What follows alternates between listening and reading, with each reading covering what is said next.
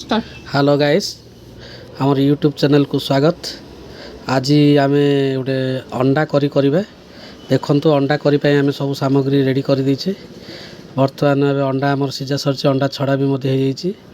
बर्तमान गैस लगे कड़े बसई तेल भी पड़ी।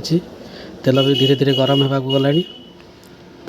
देखु तेल गरम हो सारापर धीरे धीरे गरम हो देखु कहीं बेसी गरम हो जाए तेल गैस टी स्लो करवा। तापर हल्दी गुंड पकेबा कहीं अंडा को धीरे भाजवा पड़ो।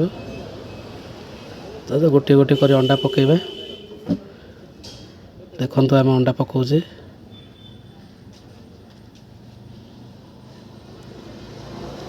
आमर अंडा पका सरिले तापर धीरे धीरे करी ताको एपट सेपट घांटा कहीं अंडार कलर आसो। देखु अंडा को बेसी जोर रे घांटबेनी कहीं अंडा गुड़िक नष्ट हो भांगी जापे। भांगीगले आम अंडा करी देखाटा असुंदर लगे से धीरे धीरे कर घांटा। देखु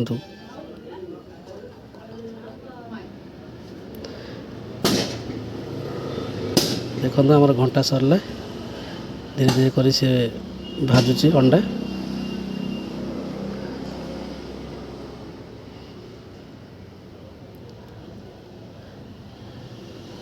देखो तापर आम अंडा को गोटे गोटे कर पूरा कलर पलि आसला अंडार पूरा। देखु अंडा भी मत भाजबार पूरा हो गला। बर्तमान आम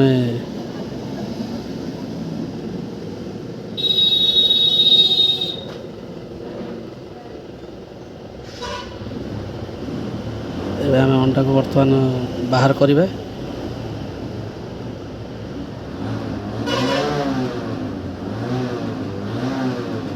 देखु गोटा गोटा हो अंडा पूरा अच्छी देखा केमती बहुत सुंदर लगुच। बारंबार जब आम घाटी था बोले अंडा गुड़ा नष्ट भांगी जाता बहुत सुंदर लगे देखा जाता। देखो आउ टे तेल पकेबा कहीं मसला भाजवा पड़ो। देख तेल भी मत गरम अच्छी।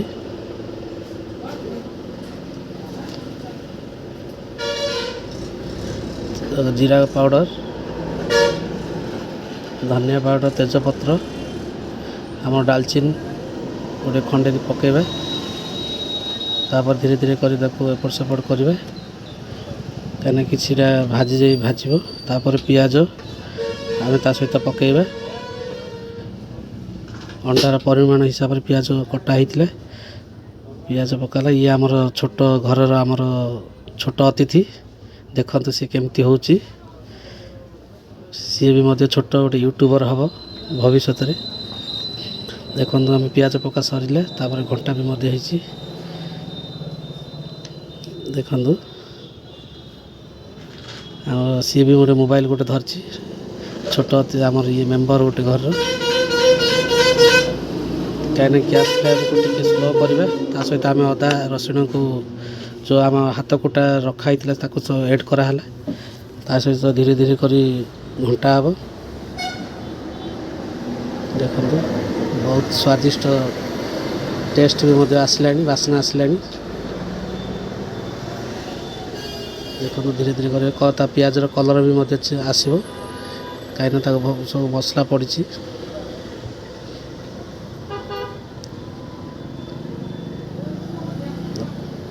पियाज कलर भी मत आसीगला। देखो पूरा भाजी पियाज गुड़ा ता सहित आम टे लंका गुंड आ हलदी गुंड कहीं हलदी गुंड पड़ा खाली ओनली अंडा भाजला बेले कहीं पियाज भजार भी मत हलदी गुंड पकाया पड़ो कहीं तार अंडार परिमाण हिसाब से हलदी गुंड पड़ा कथा पकाला। तापर आमर मसला पाउडर पड़ी जीरा पाउडर। देखो टे घंटा है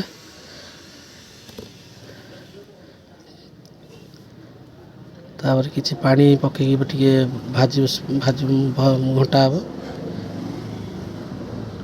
कहीं पियाज कड़े न लगे टे पानी पकईबा। पका भी सरी घंटा भी मत सरले। देखु ତା ସହିତ ଟମାଟୋ ଯେଉଁ କଟା ହେଇ ରଖା ହେଇଥିଲା ଏଡ଼୍ କରିବେ। ଏଡ଼୍ ବି ମଧ୍ୟ ସରିଛି। ତାପରେ ପିତୁଳା ଦେଇକି ଘାଣ୍ଟିବେ। ଆମର ଏତିକି ଧନିଆ ପତ୍ର ନଥିଲା, ସ୍ୱାଦିଷ୍ଟ ହିସାବରେ ଲୁଣ ବି ମଧ୍ୟ ପକାଇଲେ। ଆପଣ ଅଣ୍ଡାର ପରିମାଣ ହିସାବରେ ଆପଣ ଲୁଣ ପକାଇବେ। ଯିଏ ଯେତିକି ଲୁଣ ଖାଉଛନ୍ତି ତା ହିସାବରେ ପକାଇବେ। ବହୁତ ପକାଇଲେ ଖାଇ ହେବନି। ଦେଖନ୍ତୁ ତାକୁ ଧୀରେ ଧୀରେ କରି ଘାଣ୍ଟିବା। ଘଣ୍ଟା ବି ମଧ୍ୟ ସରିଛି। ତାର କିଛି ସମୟ ଆମେ ଛାଡ଼ିଦେବା ତାକୁ। ଦେଖନ୍ତୁ ଆମେ ଏବେ ବାହାର କରିବା। ଦେଖନ୍ତୁ ପିଆଜର ପୁରା କଲର୍ ଆସିଯାଇଛି। ଟିକେ ମସଲା ପୁରା ହେଇଯାଇଛି ରେଡ଼ି। ଦେଖନ୍ତୁ ତାର କେମିତି ପୁରା ସ୍ୱାଦିଷ୍ଟ ସ୍ମେଲ୍ ଆସୁଛି। ଅଣ୍ଡା ବି ମଧ୍ୟ ତା ସହିତ ପକାଇବା। ଦେଖନ୍ତୁ ଟିକେ ଧୀରେ ଧୀରେ କରି ଘାଣ୍ଟିବେ। ଦେଖନ୍ତୁ ଅଣ୍ଡା ସହିତ ପୁରା ମିଶିଲା ଭଳି ପୁରା ଘାଣ୍ଟିବେ।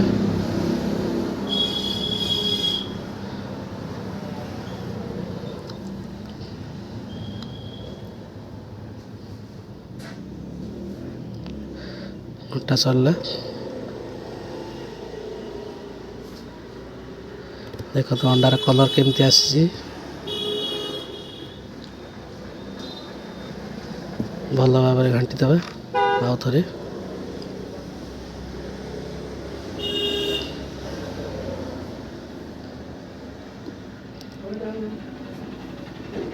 ଦେଖନ୍ତୁ ଭଲ ଭାବରେ ଅଣ୍ଡା ସହିତ ମିଶି ଯାଇଛି ମସଲା।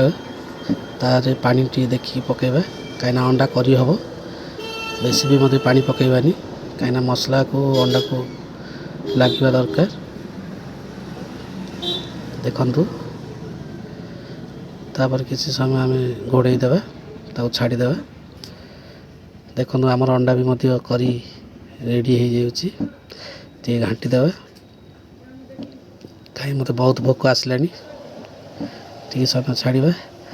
ଆଉ ମୋର ଭିଡ଼ିଓ ଯଦି ଭଲ ଲାଗିଥାଏ ତାହେଲେ ଲାଇକ୍ ଆଣ୍ଡ ସବସ୍କ୍ରାଇବ୍ ସେୟାର କରିବେ। ଆଉ ଆମର ଛୋଟ ୟୁଟ୍ୟୁବର୍ ଭାଇମାନଙ୍କୁ ଟିକେ ସପୋର୍ଟ କରିବେ ବୋଲି ମୋର ବହୁତ ଆଶା। ଦେଖନ୍ତୁ ଆମର ଅଣ୍ଡା ବି ମଧ୍ୟ ହେଇଯାଇଛି।